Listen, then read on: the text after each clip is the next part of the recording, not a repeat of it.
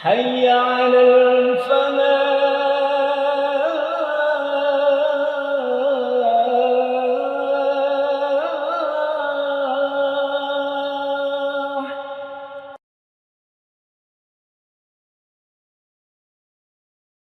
Assalamualaikum warahmatullahi wabarakatuh. Innal hamdalillah nahmaduhu wa nasta'inuhu wa nastaghfiruh wa na'udzu billahi min syururi anfusina wa min sayyiati a'malina may yahdihillahu fala mudhillalah wa may yudlil fala hadiyalah. Asyhadu an la ilaha illallah wahdahu la syarikalah wa asyhadu anna sayyidina wa nabiyyana Muhammadan abduhu wa rasuluh. Allahumma salli wa sallim wa barik ala sayyidina Muhammad wa ala alihi wa ashabihi wa man tabi'ahum bi ihsan ila yaumiddin. Allahumma inna nas'aluka ilman nafi'a warzuqna fahma. Amma ba'du. Para jamaah yang saya hormati, malam hari ini kita melanjutkan kajian kitab Riyadhus Shalihin. Kita masuki bab 5 di dalam kitab ini, yakni bab al-muraqabah, babul muraqabah. Kata al-muraqabah dari fi'il madhi raqabah, ya, fi'il madhi sulasil mazid. Raqabah artinya mengawasi atau memantau. Muraqabah berarti kontrol atau pengawasan. Kita membahas bahwa di dalam kehidupan kita, kapanpun, dimanapun, kita tidak lepas dari yang namanya pengawasan atau kontrol yang diberikan oleh Allah Subhanahu wa Ta'ala. Al-muraqabah atau kontrol atau pengawasan itu erat kaitannya dengan sifat Allah Subhanahu wa Ta'ala yang maha mengetahui, atau sifat al-alim, kemudian sifat ar-raqib yang mengawasi. Sifat al-alim di dalam Al-Quran disebutkan di dalam banyak tempat. Misalnya Allah berfirman di dalam surat Thaha ayat 7, fa'innahu, maka sesungguhnya Allah itu ya'lamus sirra, maha mengetahui yang rahasia, wa akhfa, dan yang lebih tersembunyi lagi. Jadi apa itu yang dimaksud dengan asir? Yang dikatakan oleh asir menurut Dhahak adalah sesuatu yang dibicarakan olehmu di dalam dirimu. Nah, jadi Allah itu mengetahui yang ada di dalam kerentak hati kita. Kemudian lebih rahasia lagi, wa akhwa, sesuatu yang belum dibahas, dibicarakan di dalam diri kita itu, tetapi sudah ada rasa, Allah sudah tahu itu semua. Dengan kata lain, sifat al-alim ini tidak ada satupun yang wujud, tidak ada satupun realitas yang tidak diketahui oleh Allah Subhanahu wa Ta'ala. Karena itu dengan sifat Allah ar-raqib, dengan sifat Allah al-alim, maka sebenarnya tidak ada alasan bagi kita untuk melakukan sesuatu yang buruk. Karena setiap keburukan yang kita kerjakan, walaupun itu tersembunyi, bahkan itu sifatnya masih belum ditunaikan, hanya menjadi kerentaknya hati, Allah maha mengetahui. Kemudian di dalam surat Al-Ghafir Allah berfirman, wa ya'lamu kha'inatal a'yun. Allah mengetahui kha'inatal a'yun, pandangan mata yang khianat, atau khianatnya pandangan mata, khianatnya mata. Jadi ketika mata itu melihat dengan niat mencuri pandang, yang dikatakan kha'inatul a'yun itu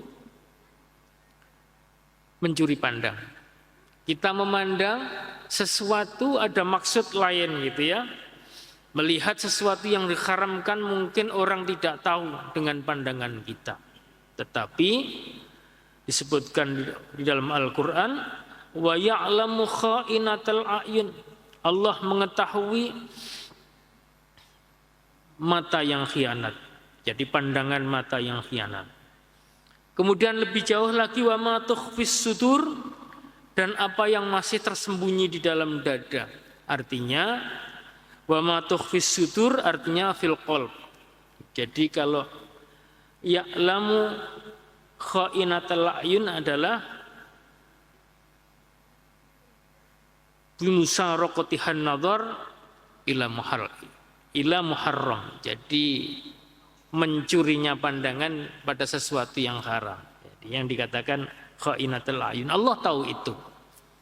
Ketika kita melihat sesuatu orang lain nggak tahu, ngelirik ya kan dan sebagainya, Allah Maha tahu. Jangankan itu, wa ma tukhfis sudur, sesuatu yang ada masih dalam gejolak hati kita memikirkan apa, kita merasakan apa, Allah Maha tahu. Inilah kaitannya dengan sifat Allah Al-Alim yang disebutkan dalam Al-Quran.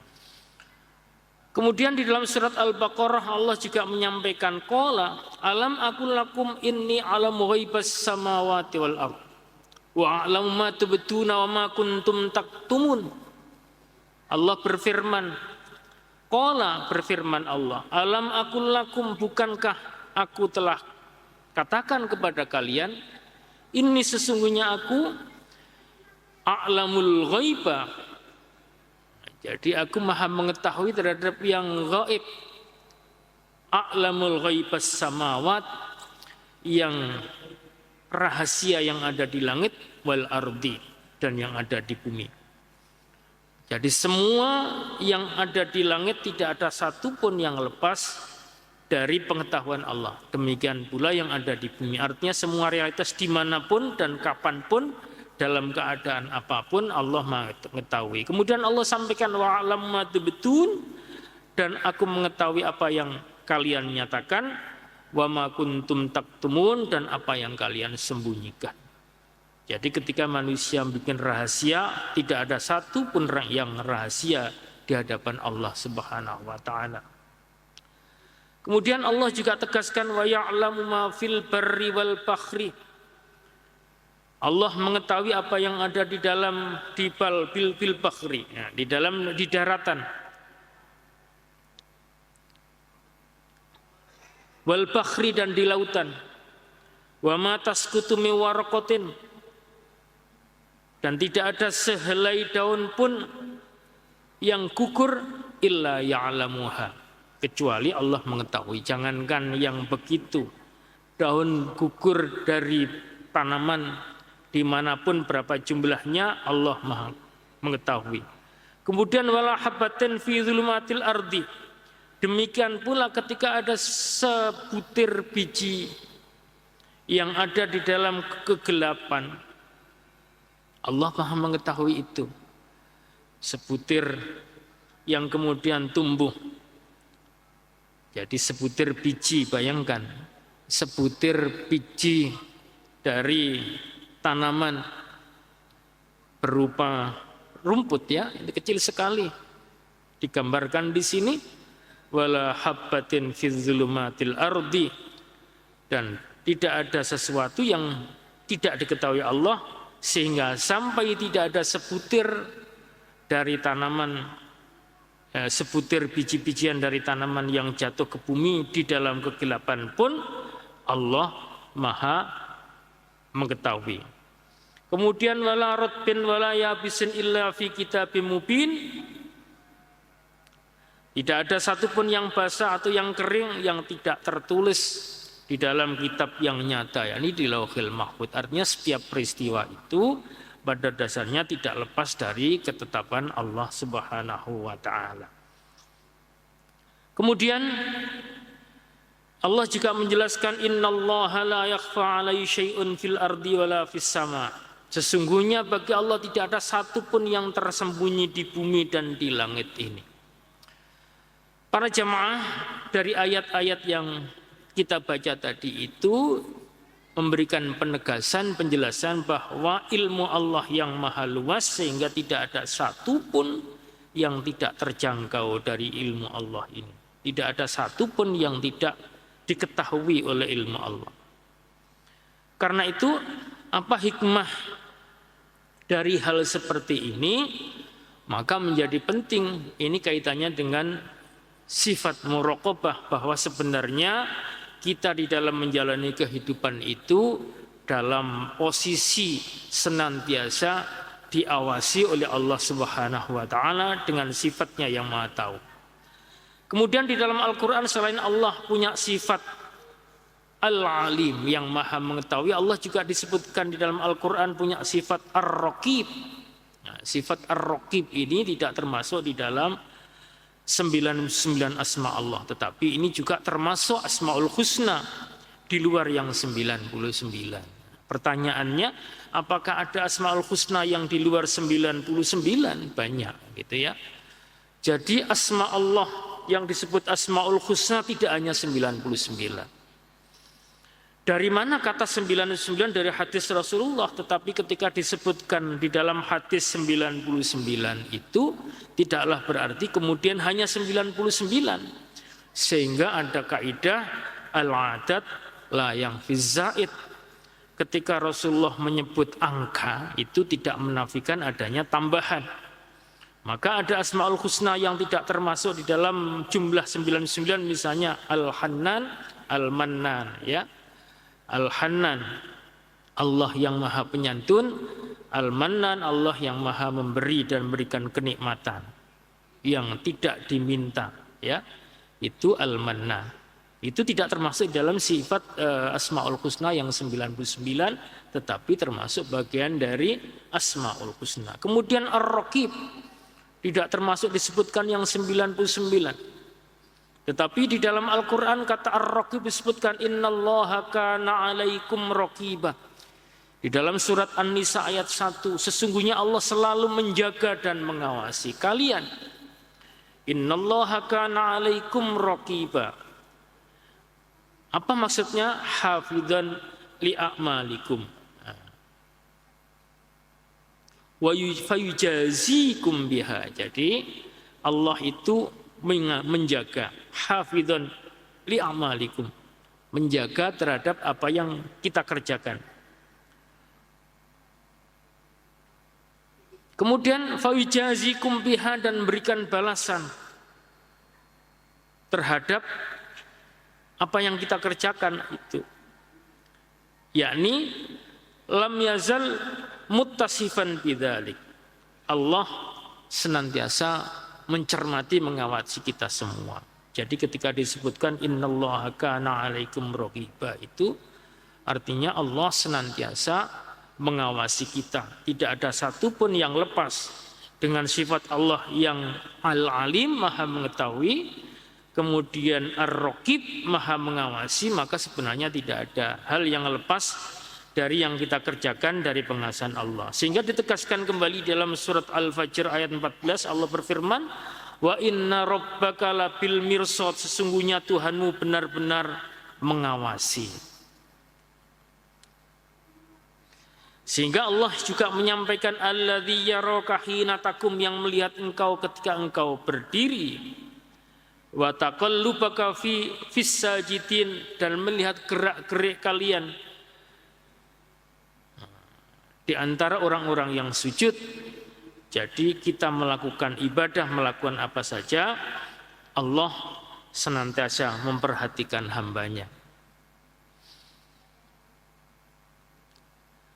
Kemudian Imam Nawawi menjelaskan wal ayatu fil babi katsiratun ma'lumatun. Ayat-ayat yang menjelaskan dalam kaitannya dengan bab muraqabah ini sangat banyak.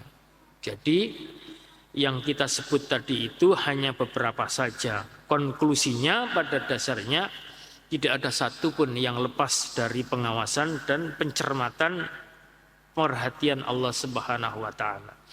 Apa hikmahnya para jamaah dari keyakinan yang seperti ini, dari perhatian kita di dalam memahami ayat ini, bahwa ketika manusia itu menyadari bahwa dirinya senantiasa diawasi, tentu tidak ada kesempatan mestinya bagi kita melakukan perbuatan yang keliru. Nah, inilah pentingnya dari pemahaman, dari kita memperkuat keyakinan kita terkait dengan sifat-sifat Allah Al-Alim dan Ar-Raqib ini. Nah, kemudian ini dikatakan dengan hadis, ada banyak hadis. Antara lain hadis yang dikutip pertama oleh Imam An-Nawawi adalah hadis Jibril yang panjang. Hadis ini jika dikaitkan dengan muraqabah adalah satu penggal yang berkaitan dengan ihsan. Ihsan itu anta'budallaha ka'annaka tara fa illam takun tara fa innahu yarak, gitu ya. Jadi itu penggalannya. Tapi hadis ini panjang. Kita baca saja hadisnya an Umar bin Khattab, dari Umar bin Khattab radhiyallahu anhu. Qala, berkata Umar bin Khattab, bainama nahnu, satu ketika kami julusun duduk bersama inta Rasulullah sallallahu, di sisi Rasulullah sallallahu alaihi wasallam, data yaumin, suatu waktu. Iltala alaina rajulun, tiba-tiba kemudian muncul di antara kita rajulun, seorang laki-laki, syadidu bayadi syabi, yang bajunya sangat putih, syadidu sawati sya'ri, yang rambutnya hitam, la yara ali atharu syafar, yang tidak diketahui bahwa dia itu sebab bekas dari satu perjalanan, tiba-tiba saja begitu muncul, entah dari mana. Wala ya'rifuhu, dan tidak ada yang mengetahui pada laki-laki tadi itu, minna, dari kita, ahadun, salah seorang, jadi seorang pun. Jadi seorang pun dari kita tidak ada yang tahu tentang laki-laki tadi itu. Jadi satu ketika Nabi itu duduk-duduk bersama dengan sahabat. Di antara sahabat itu ada Umar bin Khattab. Tiba-tiba ada seorang laki-laki yang bajunya putih bersih, kemudian rambutnya hitam legam, kemudian tidak jelas dari mana, jadi tidak tampak bahwa itu dari bepergian, tiba-tiba begitu ada, hingga enggak ada yang tahu asal usulnya dari mana. Hatta jalasa ilan Nabi, kemudian orang laki-laki tadi duduk, fa asnada rukbataihi ila rukbataihi. Orang laki-laki itu menyandarkan lututnya pada kedua lutut Nabi, jadi berhadap-hadapan lututnya. Wa wada'a kaffaihi, kemudian meletakkan telapak tangannya ala fakhidaihi, di atas kedua paha Rasulullah sallallahu alaihi wasallam. Laki-laki itu kemudian waqala, laki-laki kemudian berkata, apa yang dikatakan? Ya Muhammad, hai Muhammad, akhbirni anil Islam, ceritakan kepadaku tentang Islam. Ya, jadi laki-laki tadi itu yang dalam kondisi seperti itu enggak tahu, yang ada tahu asal usulnya, kemudian tangannya diletakkan di paha Nabi, dia tanya, akhbirni anil Islam, ceritakan kepadaku tentang Islam. Nah, Rasul kemudian menjawab, faqala Rasulullah sallallahu alaihi wasallam, al-islamu an tasyhada an la ilaha illallah wa anna muhammadar rasulullah wa tuqimus shalah wa tu'tiyaz zakah wa tasum ramadan wa tahujjal baita in istata'ta ilaihi sabila. Jadi ini hadis tentang rukun Islam. Yang dikatakan Islam itu, yakni pokoknya Islam adalah kalian bersyahadat bahwa tidak ada Tuhan selain Allah, dan bahwa sesungguhnya Nabi Muhammad itu adalah utusan Allah. Kemudian kalian mendirikan sholat, kalian mengeluarkan zakat, kalian berpuasa di bulan Ramadan, kemudian kalian melaksanakan ibadah haji jika kalian ada kemampuan untuk melaksanakan atau untuk menjalaninya. Nah, ketika Rasulullah SAW menjawab seperti itu, qala, berkatalah laki-laki itu, sodakta, nah, benar engkau Muhammad, gitu ya, betul kalian, gitu. Betul gitu ya. Tetapi melihat seperti itu, ada orang bertanya, kemudian dijawab. Setelah dijawab, membenarkannya, para sahabat itu heran. Maka fa'ajibuna lahu yas'aluhu wa yusaddiqu, aku kagum, aku heran terhadap orang tadi itu, dia bertanya tapi kemudian setelah dia membenarkan dari jawaban itu. Berarti orang ini apa ngetes gitu ya. Nah, setelah itu kemudian orang tadi itu bertanya lagi kepada Nabi. Qala, berkatalah orang tadi itu, fa akhbirni, maka kabarkan, jelaskan kepadaku anil iman, tentang iman. Maka qala, Rasulullah kemudian menjawab, antuk minabillahi wa malaikatihi wa kutubihi wa rusulihi wal yaumil akhir wa tu'mina bil qadari khairi wa syarrihi. Jadi yang dikatakan iman itu, ya ini yang dijelaskan adalah rukun iman. Ada 6 itu ya. Wa tu'mina bil qadari khairihi, dan yang keenam adalah iman kepada ketetapan Allah, apakah itu baik ataukah buruk. Jadi semua yang terjadi baik dan buruk itu adalah ketetapan Allah. Jadi manusia diciptakan kadang-kadang ada orang yang tidak sempurna. Kita harus ikhlas dengan ketetapan seperti itu. Sehingga kita dikatakan harus ridho bi qadarillah. Ridho dengan bi qadaillah, dengan ketetapan Allah. Nah, dengan jawaban seperti itu, maka orang tadi itu sodakta, mengatakan juga, membenarkan kembali. Setelah itu bertanya lagi, fa akhbirni anil ihsan, maka kemudian orang tadi itu bertanya kepada Nabi tentang ihsan. Qala anta budallaha ka'annaka tarah fa illam takun tarah fa innahu yaraka. Yang dikatakan ihsan itu adalah kalian beribadah kepada Allah ka'annaka, seakan-akan kalian melihat Allah, fa illam takun tarah, maka ketika kalian tidak bisa melihat Allah, maka fa innahu, kita harus yakin yaraka, bahwa Allah melihat kalian. Kemudian dilanjutkan, fa akhbirni anis sa'ah, jelaskan kepadaku tentang hari kiamat. Maka Nabi menjawab, mal mas'ul anhu bi'alama minas sa'il. Orang yang bertanya, orang yang ditanya tidak lebih tahu daripada orang yang bertanya. Dengan jawaban seperti itu, orang laki-laki tadi itu kemudian bertanya lagi kepada fa akhbirni an amaratiha, jelaskan kepadaku wahai Muhammad tentang tanda-tandanya. Maka apa kata Nabi, di antara tanda hari kiamat adalah antalidal amatu rabbataha. Jadi ketika budak melahirkan tuannya. Para jamaah, hadis ini perlu diberikan catatan khusus ya. Jadi para ulama kemudian berbeda pendapat tentang apa maksudnya budak melahirkan tuannya. Jika dikaitkan dengan pengertian umum di dalam kaidah Islam itu adalah namanya milkul yamin. Jadi seorang hamba sahaja yang dia dimiliki seorang tuan, maka bolehlah dia digauli ketika itu betul-betul hanya miliknya. Dengan catatan bahwa hamba tadi itu adalah seorang perempuan yang mukminah.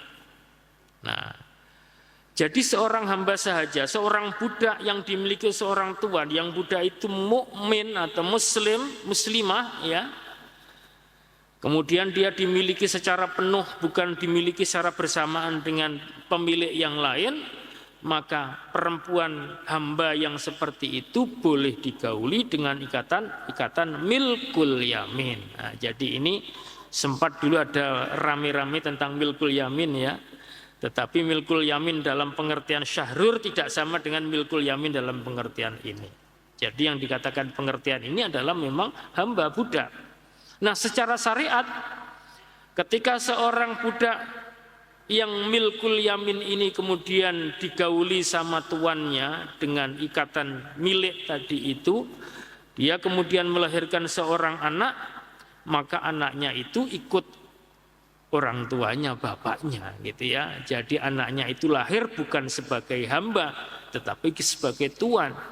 Nah, ketika sang laki-laki yang menikahi budak tadi meninggal, maka otomatis perempuan yang asalnya budak tadi menjadi merdeka, sehingga dikatakan umul walad. Jadi ini kaidah. Nah, berangkat dari itu ada yang mengatakan bahwa antalital amatu rubbataha itu berkaitan dengan ini. Nah, tetapi kemudian Ibnu Hajar Al-Asqalani dalam Fathul Bari memberikan catatan jika yang seperti itu maklum saja gitu ya. Jadi seorang budak yang digauli sama tuannya kemudian melahirkan anak, anaknya merdeka, nah itu biasa saja. Tetapi hadis ini menunjukkan makna yang luas. Yang dikatakan dengan kondisi sekarang adanya praktek durhaka seorang anak pada ibunya di zaman ini gitu ya. zamannya Ibnu Hajar sudah seperti itu. Sehingga ketika dikatakan budak melahirkan tuannya itu berarti seorang anak yang seakan-akan memperbudak pada ibunya, bertindak semena-mena, bak dia tuan bagi ibunya, bak ibunya diperlakukan seperti budaknya. Nah, inilah yang kemudian digambarkan antalitel ama robbataha. Jadi seorang budak melahirkan tuan, dan ini bagian dari tanda hari kiamat yang sekarang ini banyak terjadi. Seorang anak durhaka kepada orang tua, bukan saja berkata kasar, tetapi sudah sampai ke tingkat memperbudak orang tuanya sendiri. Jadi di dalam Al-Quran jangankan memperbudak orang tua, berkata saja tidak boleh, berkata hus membentak orang tua saja tidak boleh, apalagi yang seperti itu. Nah, ketika kemudian merajalela kejadian yang seperti ini, maka ini adalah bagian dari tanda-tanda kiamat sudah semakin dekat, dan itu sudah ada di dalam kondisi di sekitar kita. Kemudian dilanjutkan hadis tadi, wa antaral khufah.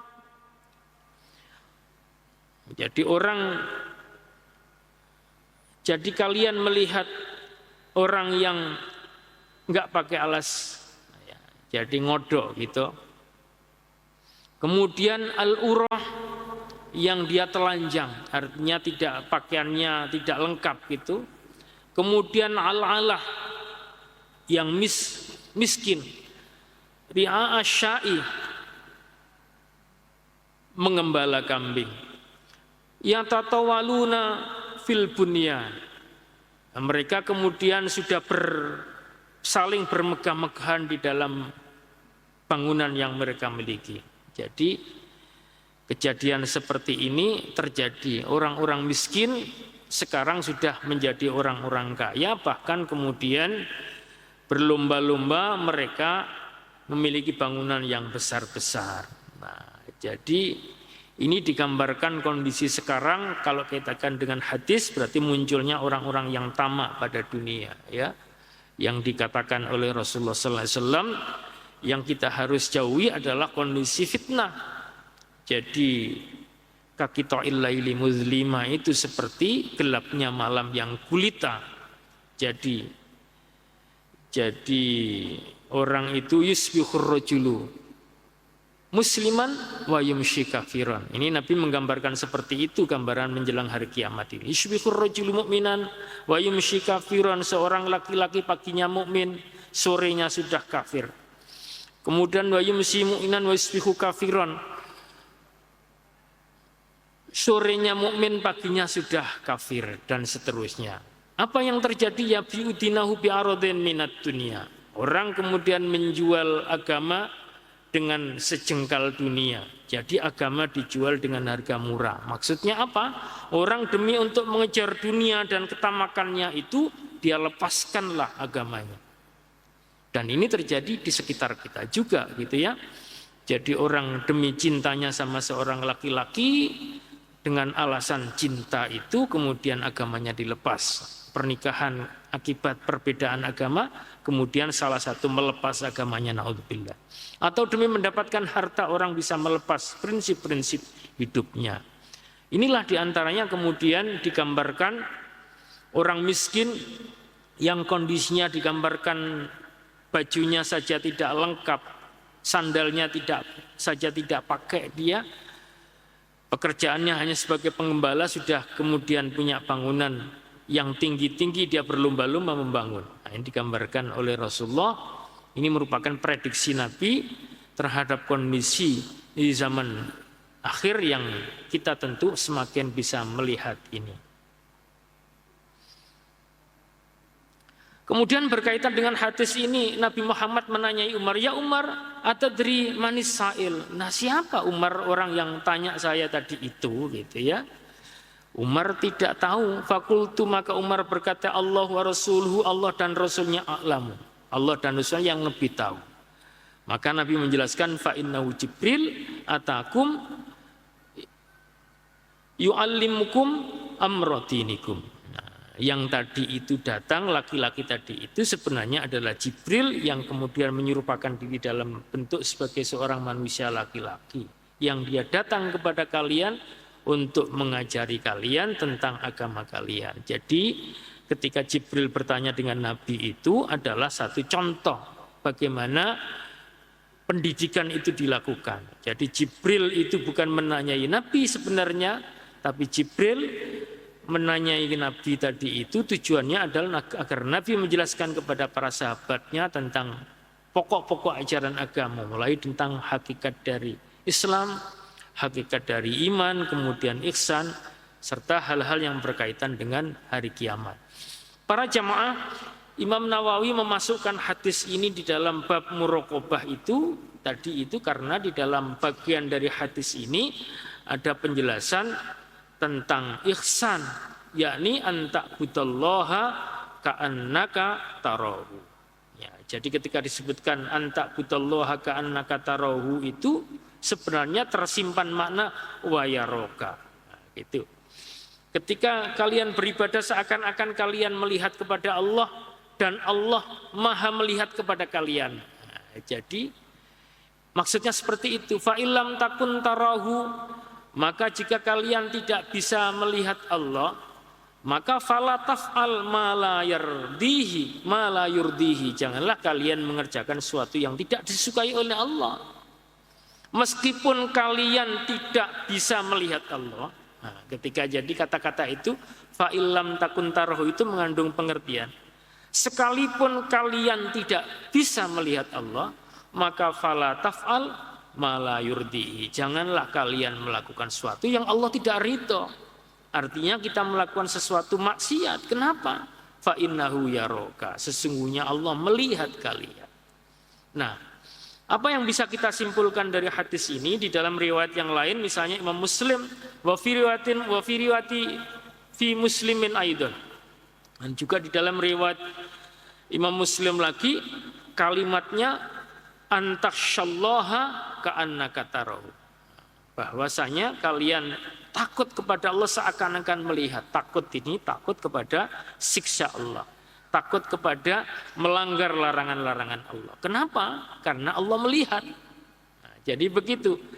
Jadi kalimatnya antaksyallaha. Kemudian di dalam riwayat Imam Ahmad bin Hanbal di dalam musnad beliau, al-ihsan anta'mala lillah ka'annaka tarahu.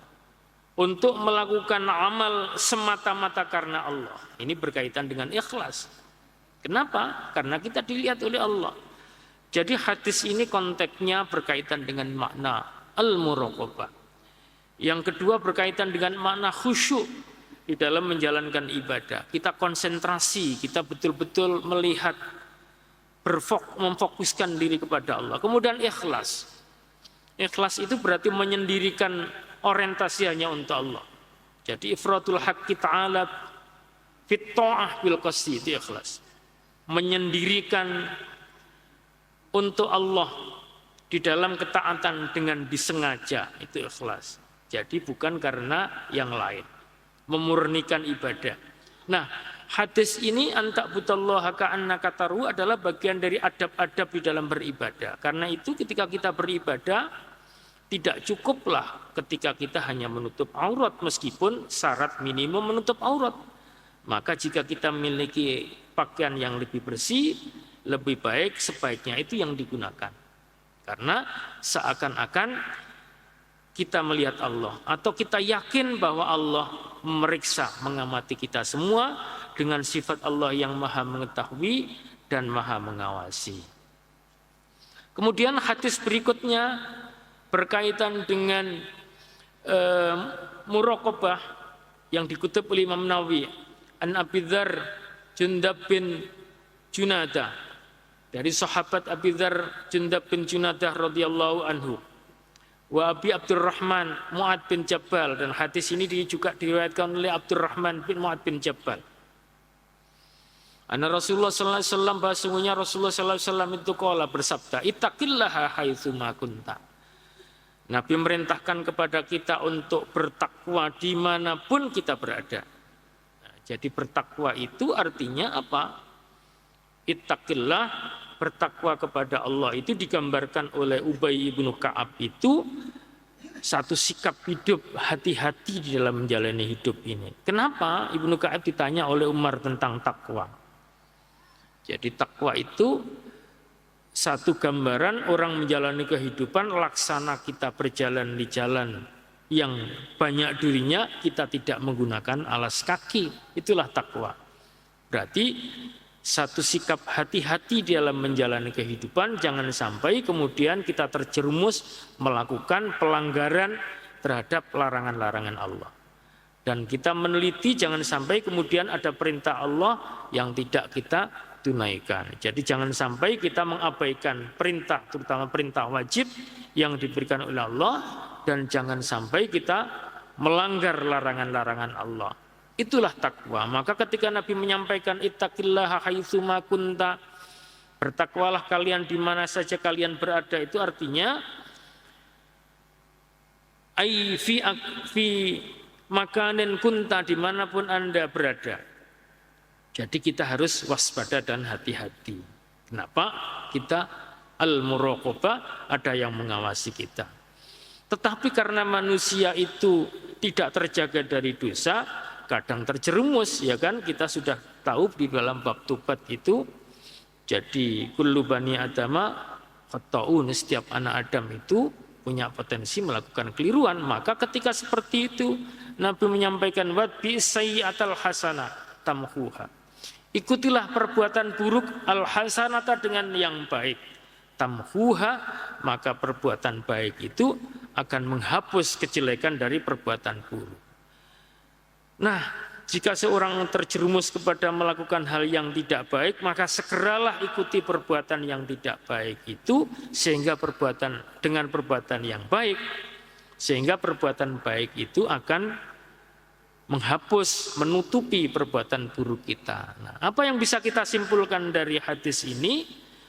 Manusia itu potensial melakukan kekeliruan sebenarnya, kan gitu ya. Jadi potensilah melakukan kekeliruan itu. Tetapi ada sarannya, ketika keliru cepat-cepat kita harus koreksi. Nah, jadi itu menghapus kekeliruan dengan kebaikan. Agar kita bisa menyadari kalau keliru itu segera dihapus dengan melakukan kebaikan, maka kita harus niti diri gitu ya, waspada, mengoreksi diri. Sehingga kata Umar bin Khattab, hasibu anfusakum qabla an tuhasabu. Hisablah diri kalian, hitung-hitunglah diri kalian sebelum kalian dihitung oleh Allah Subhanahu wa taala. Jadi ini makna dari hadis ini. Terakhir gitu ya. Masih berapa menit gitu? Oh. Masih 5. Ini terakhir gitu ya.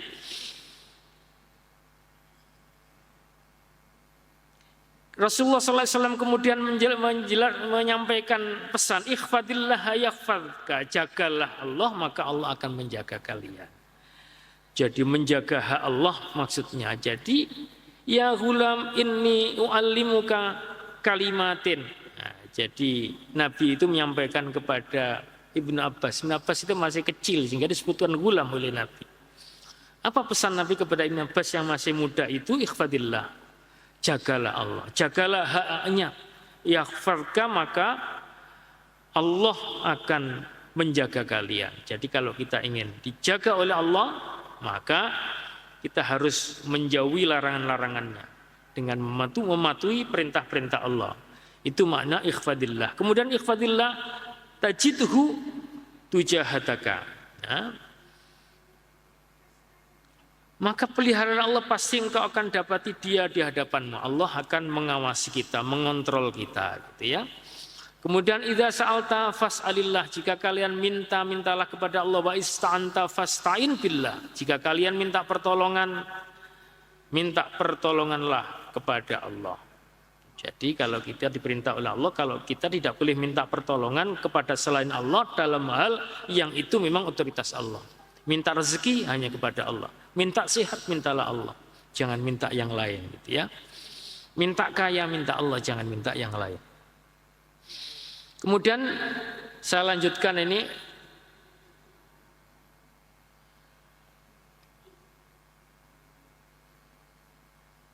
Hadis Dua hadis yang terakhir yang disebutkan oleh Imam Nawawi ya. An Abi Ya'la Shaddad bin Uwais. Ani Nabi sallallahu alaihi wasallam, dari Nabi Muhammad sallallahu alaihi wasallam, qala Nabi bersabda, al-kaisu man dana nafsahu wa amila lima ba'dal maut. Jadi yang dikatakan orang cerdas itu adalah man dana nafsahu. Orang yang menundukkan hawa nafsunya wa amila dan beramal lima ba'dal maut, orientasinya untuk sesudah mati. Jadi kenapa? Karena orientasi hidup kita itu adalah memang sesudah mati.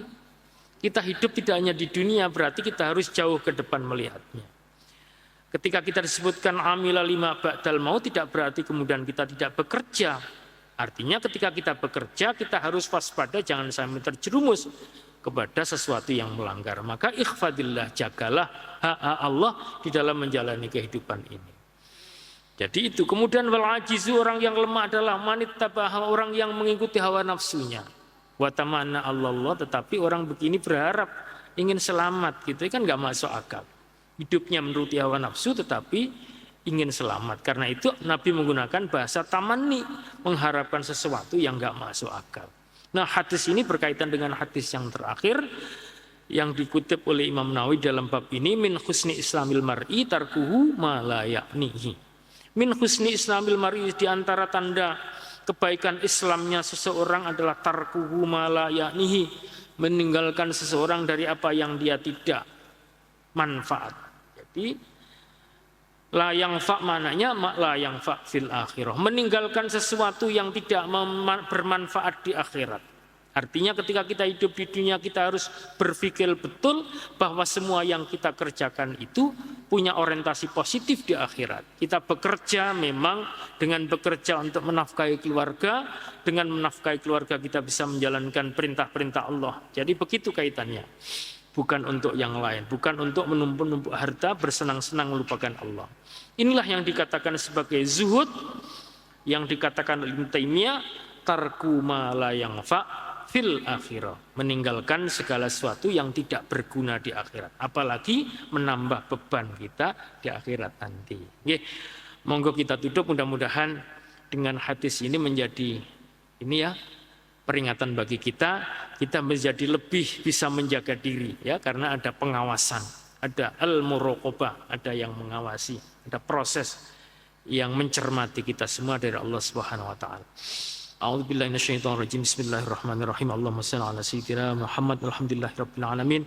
Allahumma anfa'na bima 'allamtana wa 'allimna ma yanfa'una wa zidna 'ilman walhamdulillahi kulli hal. Allahumma inna na'udzubika min ilmin la yanfa' wa qalbin la yakhsha' wa 'amalin la yurfa' wa da'watin la yustajab laha. Rabbana atina fid dunya hasanah fil akhirati hasanah wa qina adzabannar. Subhana rabbika rabbil 'izzati amma yasifun wa salamun alhamdulillahi rabbil alamin. Assalamualaikum warahmatullahi wabarakatuh.